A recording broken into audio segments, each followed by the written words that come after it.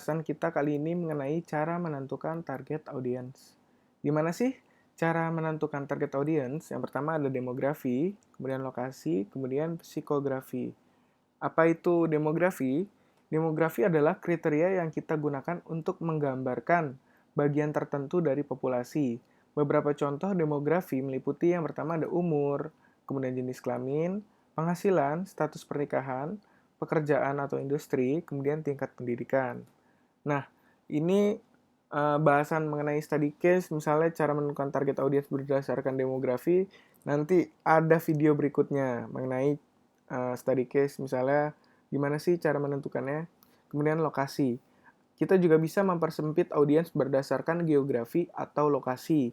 Kita bisa memilih lingkungan, kota, provinsi atau negara bagian, atau negara. Kemudian kita juga dapat menentukan melalui jarak. Misalnya kita dapat menargetkan pelanggan dalam radius 10 kilometer atau 10 mil di kota kita.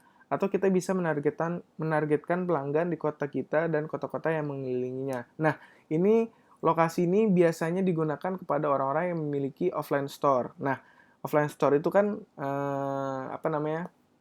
Ya, kelemahannya offline store tuh nggak bisa ini kan, jaraknya nggak bisa jauh. Nah, makanya kita bisa ngiklan berdasarkan lokasi. Misalnya nih, offline, saya punya coffee shop, mau diiklanin di ads, misalnya di Facebook ads. Nah, itu harus iklannya berarti kan harus ada radiusnya kan, ada berapa jarak yang harus kita targetin. Nah, ini sangat berfungsi untuk orang-orang yang memiliki offline store. Misalnya ya coffee shop tadi, misalnya saya coffee shopnya daerah Durensawit.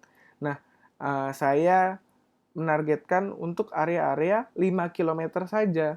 Jadi orang-orang yang lihat iklan coffee shop saya nanti ditargetkan dari titik lokasi tempat saya itu hanya 5 kilometer aja.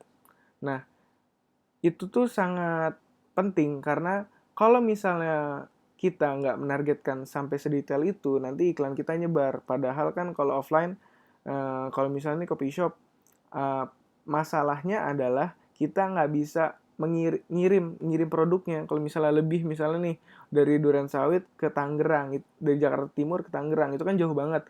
Itu kan jadi malah sia-sia iklan kita. Nah, itu hal yang paling penting untuk menargetkan lokasi gitu.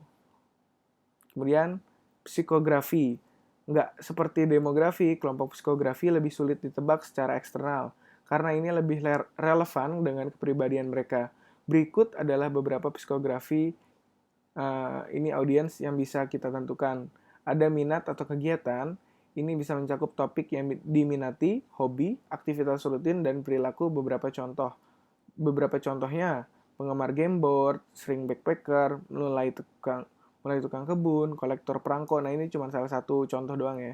Kemudian sikap atau opini. Kita juga dapat menentukan pendapat audiens atau customer ideal kita tentang sebuah topik atau masalah. Contohnya orang yang menghargai permainan video yang dikembangkan oleh pengembang independen daripada perusahaan pengembang besar. Kemudian orang yang peduli terhadap lingkungan atau perubahan iklim. Orang yang percaya bahwa keseimbangan kehidupan kerja sangat penting. Orang yang selalu mencari harga terendah. Nah, psikografi ini menarik sebenarnya karena kan kita membahas soal opini, terus kemudian kegiatan apa, kita harus riset. Jadi kita harus menebak gimana apa sih kegiatan dari customer ideal kita, kemudian opini apa yang dia punya. Ini palingan study case-nya nanti kita coba breakdown pakai contoh produk dan brand ya. Oke, segini dulu aja. Intinya tadi ada 3 menentukan target audiens: demografi, lokasi, psikografi. Intinya demografi itu lebih ke uh, umur, jenis kelamin, penghasilan, status pernikahan, pekerjaan industri, tingkat pendidikan, terus lokasi. Kalau misalnya online, lokasi itu bisa seluruh Indonesia. Lokasi kebanyakan digunakan untuk orang-orang yang memiliki bisnisnya offline store. Kemudian psikografi.